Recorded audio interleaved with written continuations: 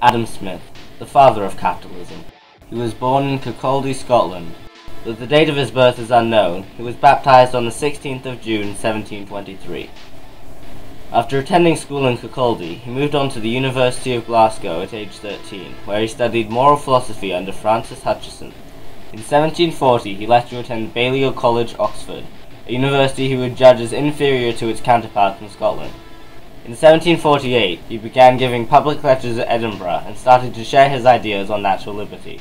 In 1751 he became professor at Glasgow University, teaching courses on logic, and the next year on moral philosophy. He published The Theory of Moral Sentiments in 1759 on how human morality depends on sympathy. He then resigned from his post as a professor in 1763 to tutor Henry Scott, a young Jew. As a tutor he travelled around Europe and met many great intellectual leaders of the time, such as Benjamin Franklin. In 1766 he returned to his hometown, where he would spend most of the next 10 years writing his second book, An Inquiry into the Nature and Causes of the Wealth of Nations, which would be published in 1776. Capitalism, an economic system where the government owns little to none of the means of production in a nation. Instead, they are operated by private owners for profit in an open market.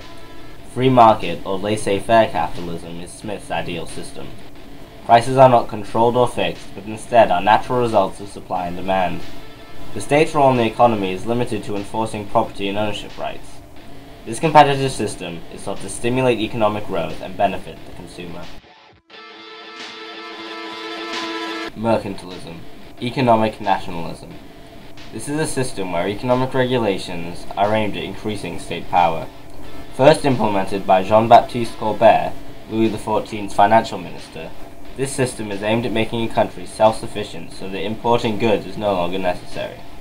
Attempting to export more than one import and utilizing New World colonies are key elements of 16th to 18th century mercantilism. Mercantilism would also help build up countries' supplies of gold and other precious metals. Adam Smith and his ideas challenged mercantilism, the standard European economic system of the time, in many ways.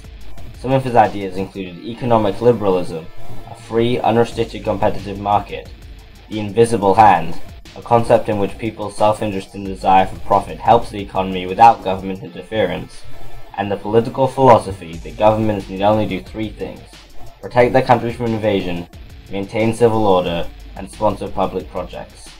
His ideas would have widespread impact later on in history.